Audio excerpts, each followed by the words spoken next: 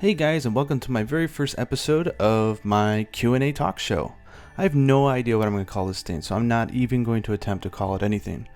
I just thought because I get so many interesting questions from you guys on my Tumblr and even my Twitter as well, that I would just do a weekly show where I could discuss some of the topics that you guys want to talk about, some of the questions you guys might have, and also a way to talk about more recent news and events for maybe people who have missed some of my tweets or my videos.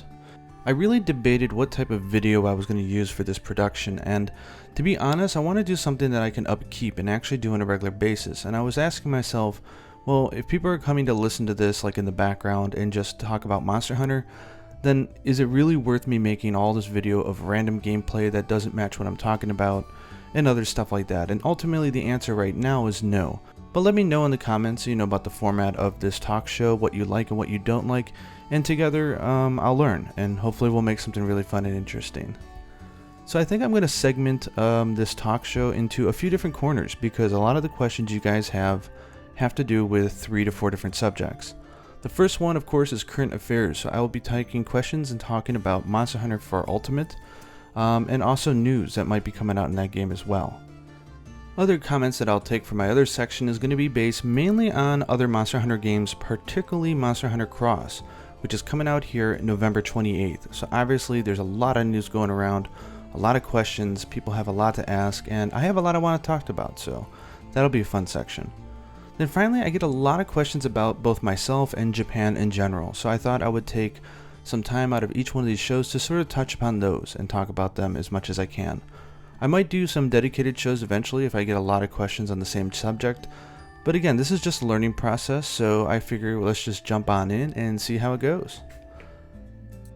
Now I'm going to say the names of the people who asked me these questions, and I apologize deeply if I butcher the pronunciation on some of these, so my apologies in advance. So a great question to start with was from Andira Santosa, and the question was, what armor do you recommend after using the Daring armor, which I think that's what it's called, the first armor set in Monster Hunter 4 Ultimate. This is a question I get a lot, and while a lot of you who follow my channel are veterans or you're pretty far in the game, I thought I would talk about this for any new hunters, or if you get questions from your friends and you don't know what to say. Now of course there is no right answer. There's tons of really good armor in the game, and there's a lot of different ways of going through it, but I think just looking at what I've done and what I see on other Wikipedias, especially the Japanese wikis, I think the general advice is your very first armor set in the game, you should go for the Velocidrome set. Velocidrome sets are solid, they offer obviously much better armor defense than you have when you start the game. And it also gives you attack up skills, which is really important earlier on in the game when you want to break parts and not be hunting a monster forever. So start with Velocidrome, I think that's a great first set to go for. And then if you find yourself having trouble, let's say around the spider, then maybe go in for a defense set like Tetsukabra. Tetsukabra is a fun set to make, if only because there's very obviously breakable parts on that monster, like the jaw. So it's actually really good practice, going after those parts specifically, and making sure that you break both of them before you kill the monster. So I tend to like it. It's a pretty good set. It just boosts like defense up, so if you find yourself getting knocked around, it might be a good one to go for. If not, you can plug right through low rank all the way up to the point where you can make what I have is the Gore and the Centaur set.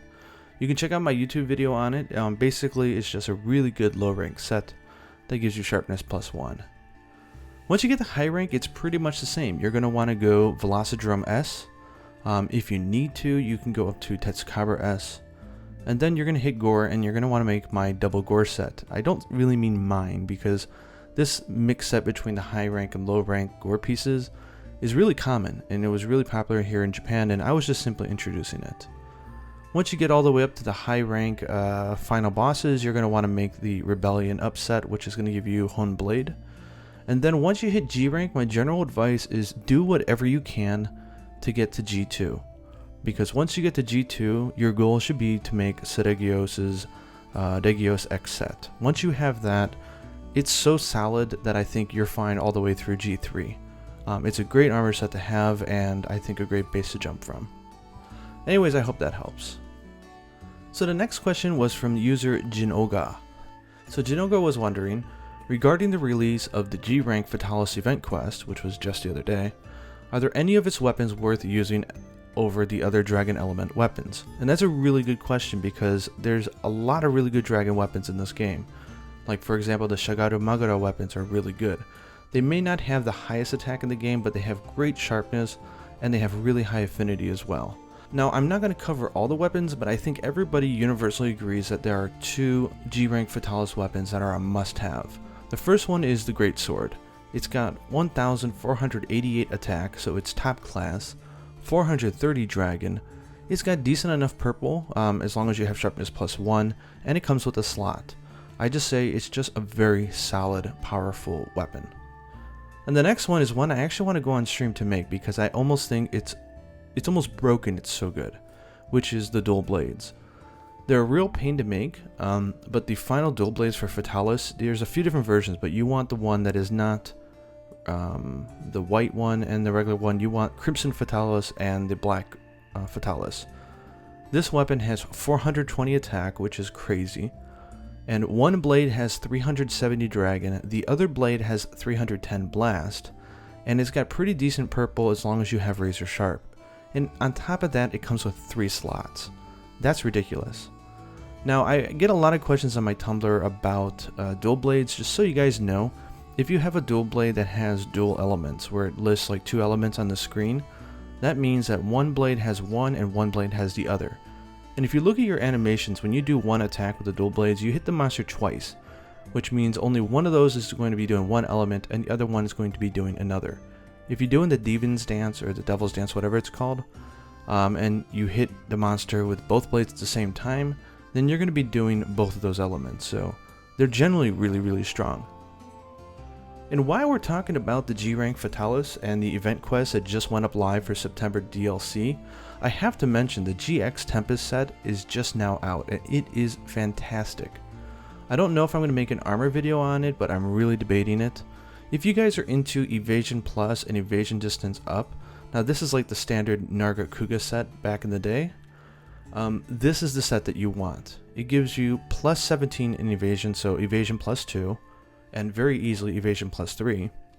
Evasion distance up, pretty much fast sharpen, and almost pretty much handicraft as well.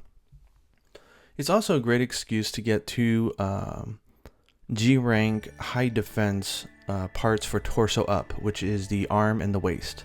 So this is a set to get. Basically, if you gem it out, and I won't go into the specifics, you're going to get evasion plus 3, evasion distance up, sharpness plus 1, and fast sharpen. That, my friends, is a darn good evade lance set. It's also very good for sword and shield, and it's even really good for switch axes as well. So I say go for it. The next up, Carlos Gomez was asking something I was wondering a while ago. How is Monster Hunter 4? Does it seem like it was only a test or a complete game? And this is another fabulous question because you guys really didn't have visibility into Monster Hunter 4 when it was out, because it never came out in the West. But what you guys don't know is that it actually did, sort of, because Monster Hunter and Monster Hunter 4 and Monster Hunter 4G were just put together. Like Monster Hunter 4, so everything you do in the village up through high rank against Shagaru Magara, and everything you do online all the way through high rank, all the way to the Dalamadur, that is exactly Monster Hunter 4. It is the exact same game. They haven't changed anything. So there's a lot of content there, right? So Monster Hunter 4G, what they did was, and this allowed us to carry over our save game from 4 right into 4G, was everything with the new town and all the high rank village and also the G rank and all that kind of stuff, that was all added for Monster Hunter 4G.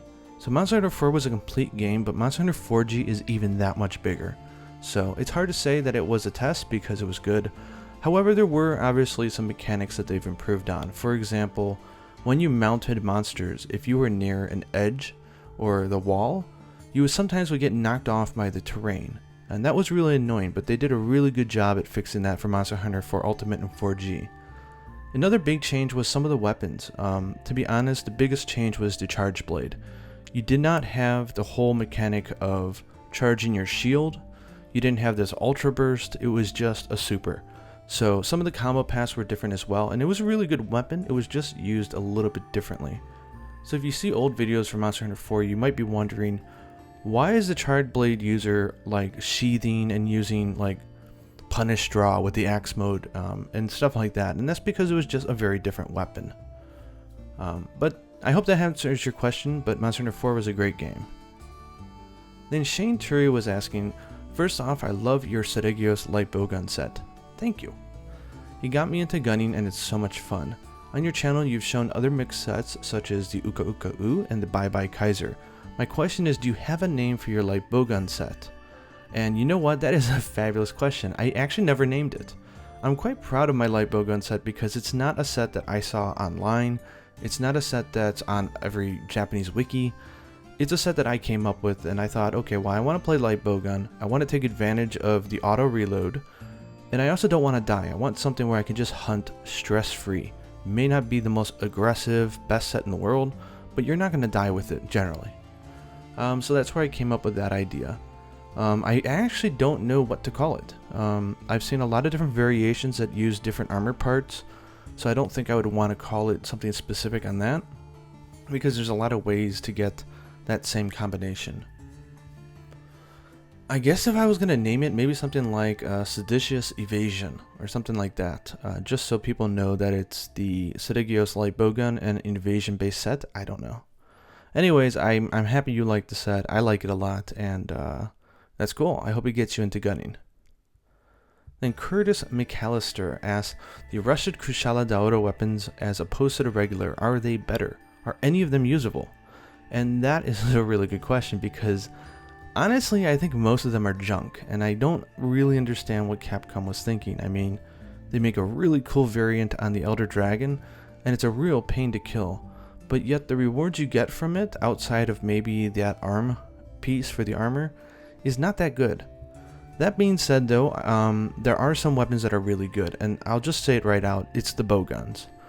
Both the bowguns sport really bad affinity just like the other weapons. However, they also have elemental shots, and elemental shots really don't care about affinity. They want high raw attack power, which these things have. So if you use especially the light bowgun, if you use the rusted Kushala bowguns with elemental shots, you're going to really enjoy them. They're powerful. I'd say for Blade Master, it's really iffy, and that's another reason why you don't see people using them. But if I had to say, out of all the junk weapons, the ones that are actually kind of decent that you could use would be the Sword and Shield and the Dual Blades, because they have okay sharpness, especially if you use Razor Sharp, and they have high enough raw attack that I think you could take advantage of them.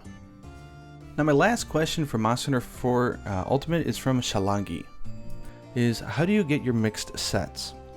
Are you just looking on the web for some good armors, or using a tool like Athena's, or do you build it piece by piece, such as Ping's Monster Hunter 4U decks? I thought this would be a really great question because a lot of you might not be familiar that there are things called armor set simulators out there. Now in Japan, and what I use even for Monster Hunter 4U, is an incredibly well made tool called Gansimu. Unfortunately, it's only in Japanese, so I think that's sort of the base of where they made another one for the West called Athena's Armor Skill Simulator. People like to abbreviate it as Athena's ASS, ASS. So I highly suggest you guys go online and find a tool like that, because if you register the best charms that you have, you can then play around and say, okay, given this kind of slot for a weapon, can I make a set like this? And I actually think that these type of simulators like double or triple your game time. I think without it for Japan, I would have only had half the game hours that I had, because how else would you come up with some of these combinations and these sets and go, oh my gosh, I can make that, that's like my dream set. And that's where my light bowgun set came from as well. I was just playing around with the simulator, wondering about the skills that I wanted, and boom, it came up. I made it, I realized it looked really good, and that was that. Then just a few questions about myself from user Betpa was wondering, how many hours do I have in Monster Hunter 4U, 4G, and also 3U? I did a quick little tally just so you guys know. I just started Monster Hunter in December 10th, 2011. That was when Monster Hunter 3G came out here, and I bought the limited set and I said, okay, I'm going to give this an honest try. Like, that was December 10th, 2011. The game only clicked, and I'll go over my story about Monster Hunter on another podcast, but it took about 10 days for the game to click, and then I found Lance on December 26th, about 2 weeks later. I was only at 30 hours for my first 2 weeks, but then it just ballooned, and within the next almost year I put in about 700 hours. By the time June 2013 came, I was already addicted to all 12 weapons at that time. So Monster Hunter 3G and also 3G for the Wii U, I put in a combined 1200 hours. So a healthy investment, I think, for my first title in the series. Now waiting for Monster Hunter 4, I actually went and put about 100 to 150 hours of Portable Third and about 120 hours of Freedom Unite. Not nearly enough to go through all the content, but enough to sort of bide the time until Monster Hunter 4 came out. Now, as I said earlier, Monster Hunter 4 and 4G are the same game, so everything you had, you just kept moving off of it. So for 4, I had 593 hours. For 4G, I have 419. That's like a combined 1,000 hours. And for 4U, I have 191. But I also don't save my game a lot on 4U. I just play, I make videos, and then I just reset it. So anyway, I have just about, I'd say, over 2,600 hours since December 2011, so a healthy enough investment, but I'm not a veteran by any means. Now Tobias Forster was asking if I'm married or not, or if I have a girlfriend. He says, because you always talk about your daughter and all that, but we never seem to hear anything about your wife or girlfriend. So I thought I would answer it. I've been married for 12 and a half years. I got married right after I turned 21. My wife doesn't play any video games at all. And like most Japanese wives, and I would say this is probably universal around the world, she doesn't like her photo or video being taken and shared with other people, so there you go, I just leave her out. Then Donald Serat was wondering, do I play with 3D on or off? And I actually play with 3D off. Every time I turn 3D on, I tend to get a really bad migraine. I don't think it's that it's my eyesight, I think it's eye strain, because it does double the work on your eyes, and I work a lot. I barely sleep and I'm always at a computer, so I think the extra work on my eyes is just a little too much, so I always play with it off. Okay, for the final section, I want to cover Monster Hunter Cross and other Monster Hunter games. So Mirko Zimmerman was asking, in your latest Monster Hunter Cross video, you showed us that in Famitsu they're going to have a huge reveal in one of their next issues. I was talking to some friends about what it could be. We came up with the following ideas. 1, an announcement of Elder Dragons. 2, a pre-order bonus / demo. And 3, G rank. What are my thoughts? Well, I've been thinking about this myself as well, and I have to think about this as a producer, which I am. I was thinking to myself, they're having the Tokyo Game Show this month in September, right? So what would they, if they announce, let's say, there's going to be like a G rank or an X rank or something like that? They said in the Famitsu issue they were going to announce it October 1st. Which means that they wouldn't be announcing whatever this is at TGS. For something that huge, you think that they would announce it at Tokyo Game Show, right? So it got me thinking, what would they be able to announce after TGS in a way that they think would get in the way of the TGS demo? And the first thing that comes to mind is a playable demo that people can download. It makes sense. I mean, they really want people to find their own hunting styles. The game is incredibly good for demoing. I mean, it's very over the top, it's flashy. And they want a lot of people to touch this game. I think that a playable demo announcement in October would make sense, because if you announce it before that, people think, well, then I don't have to go to the Tokyo Game Show to play it, because there's going to be a demo, I'll just get it. So that gives enough space and time, and it makes more sense than adding like a G or X rank, which we might get. I mean, we have no idea, right? So fingers crossed on both of those.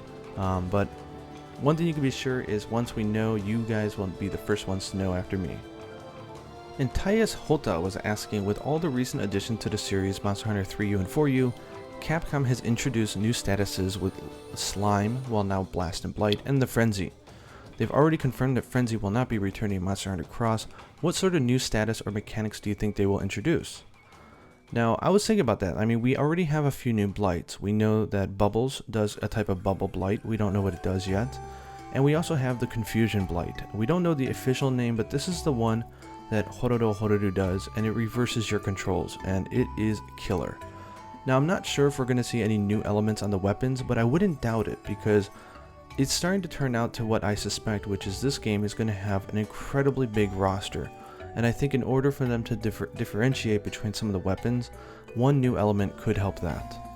Now, one thing I would personally love to see would be a sort of almost bleeding or cutting element. Like anything that, imagine when you attack a monster, the attacks have a natural destroyer effect, which means that it does more damage towards breaking apart, but not more damage to the monster's health. That would be awesome. So, Capcom, take my idea if you haven't taken it. Then Father Sausage, and I gotta admit, that's a really wonderful name, Father Sausage. Was saying, in the current Monster Hunter games, some weapons are clearly better than others at doing certain things, such as raw damage for heavy weapons or elemental status for lighter weapons. With Monster Hunter Cross, with all the different hunting styles, do you think I'll finally be able to play elemental status greatsword and be as effective as dual blades, and so on? And while I'll agree that the styles are different and they offer different types of approaches for the weapon, if every weapon was as good as the other in every different little thing, there would be no need for 14 weapons, so I don't think so. And from what I've played from the demo, the weapons still really have their own defining characteristics, and I think that's really important for the series as well. So I don't think so. However, I do think with the combination of armor skills and super skills, you can most certainly come up with a unique style that, for example, would allow you to do elemental decent enough with a great sword, but it would be more like elemental plus big damage, not just elemental crazy damage. I hope that makes sense. And the final question I'm going to take for this show was from TNT Husky, another fun name there, who is asking, have there been any hints on Barioth coming back? And I don't see any hints, but now that we know that there's going to be a snowy field, I could totally see them bringing it back. Barioth is a loved monster in Japan just as it is in the West, so with this being kind of a festive type of concept, I could see both Barioth, Amatsu, and a few other really popular monsters coming back in Monster Hunter Cross. They're going to need monsters to fill up that snowy field, so I think it's a perfect opportunity. Don't you agree? And with that, I think I'm going to end my first talk show. I feel almost like I've been rambling on a little much, so I think I'm going to take a re-look at this and try to come up with a better structure. I probably do need to do something with video for those of you who don't just want to put this in the background and listen to it. But let me know in comments, like, am I talking too soft, too loud, too fast, too slow? Should I have better structure? What more do you want me to talk about? Like, give me hints, guys. And in the next episode, I will try to incorporate them, and we'll see how it goes. I want to thank everybody for sending me questions. I had over 75 people email me with questions, and a lot of you asked multiple questions, which I forgot to ask you guys to not do. But I'll try if I can answer them, but in general, try to send me one question. I'm going to keep all those questions as you guys sent to me in almost like a bank.